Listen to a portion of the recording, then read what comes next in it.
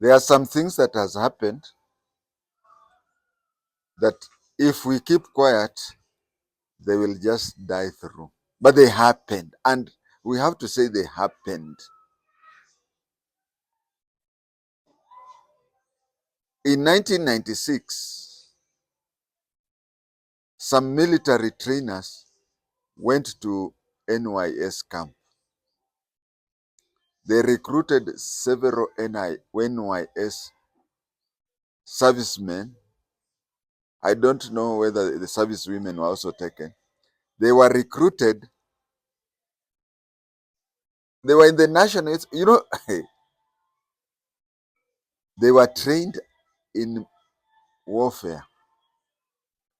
In weaponry, they were trained more than what in Kiganjo, the training that happens in Kiganjo. Actually, when it comes to weaponry and fieldcraft, they were trained in infantry.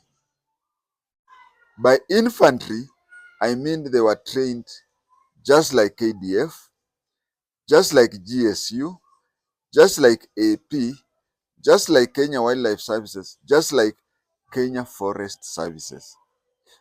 In the weaponry, they were trained more than what people are taught in Kiganjo. And the training occurred within AP camp. I think it is Naivasha, if not Gilgil, but I think it is Naivasha. They were trained. They were trained in handling, operating G3. They were trained in firing mortar bombs. Now, the size of the mortar bombs, I don't remember. Because in GSU, we were trained in mortar bombs of caliber number 60 millimeters. I understand that KDF are trained, the infantry. You know, ukienda kwa hizo zingine, you can get, hata I don't know. I was about to say 120, but it could even be bigger than 120. But GSU, we were trained in mortar bombs of 60 millimeters. KDF infantry recruits are trained in 90 millimeters. And they were trained in 90 millimeters. Meaning, being trained by KDF, or then it used to be called armed forces, being trained by the armed forces, going up to 90 millimeters, whatever, it means that they underwent a recruit training course of the Kenya Armed Forces, as it was known then. They were trained and were okay. The only difference between them and the military infantry people was as follows. One, throughout they were putting on National Youth Service uniform. And they were so overt that they took pictures while carrying those firearms. So they were overt. And that was 1996. They completed their course in early 1997. Now they were trained in handling those things. They were trained by military people. Everything was military. But they were putting on the NYS uniform. Again, NYS recruits get salary. No, KDF recruits get a salary. NYS get an allowance. What is that?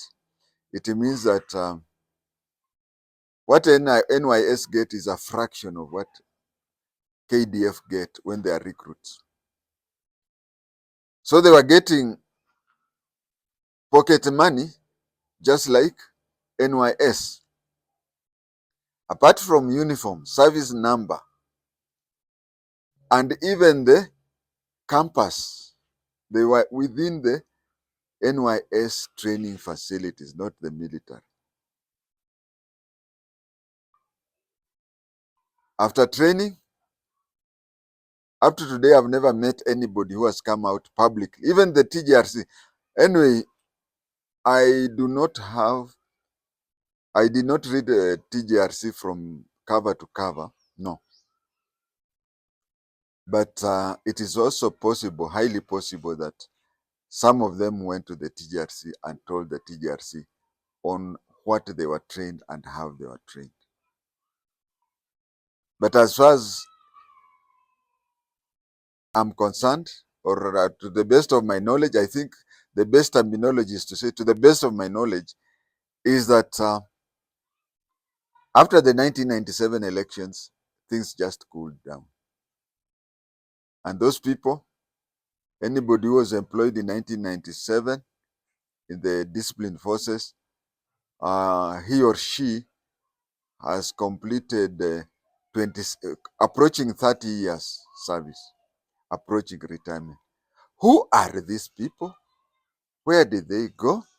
I know there was a lie. There's a lie that happened when Jomo Kenyatta died, that there was a group called Ngoroko, and their work was to overthrow the government and place that the person whom they so wanted and whatever.